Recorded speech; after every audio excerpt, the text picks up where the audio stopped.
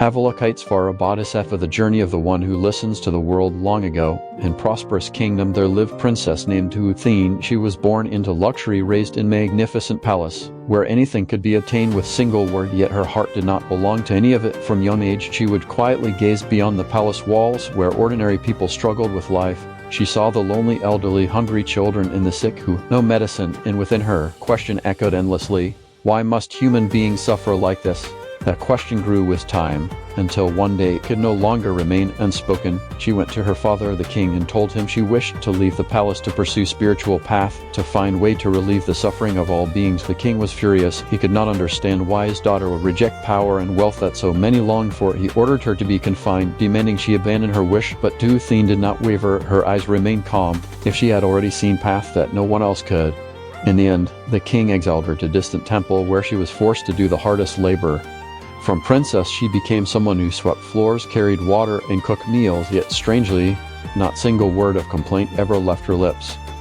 Instead, wherever there was someone tired, she helped. Wherever there was suffering, she listened. Gradually, those around her began to feel a deep sense of peace in her presence. Night, when everyone else had fallen asleep, Thene would sit in meditation beneath sky full of stars.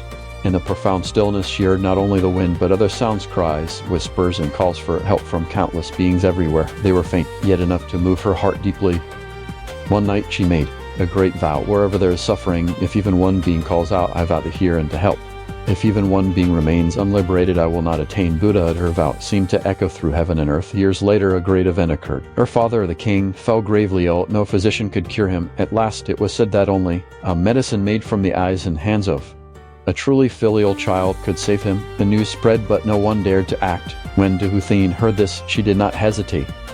She silently offered her own body. Without a word of pain or fear, she gave of herself, praying only that her father might live and that all suffering in the world might be eased. When recovered and learned the truth, he collapsed in remorse.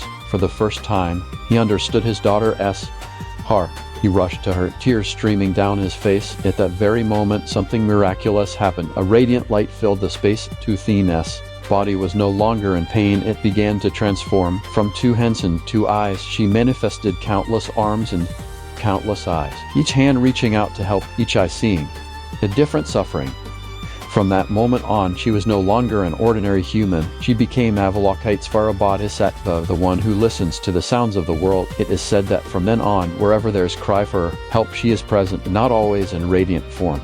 Sometimes she appears as a stranger offering help at just the right moment. Sometimes as a single sentence that awakens someone before despair. Sometimes as the sudden peace arising in the heart when one feels they can no longer go on. There are those lost at sea who call her name, and as storm calms, there are those at the edge of despair who recite her name and find a way forward. But there are also those who witness no miracle, only that their hearts feel light, strong enough to continue, and sometimes that is the greatest miracle of all.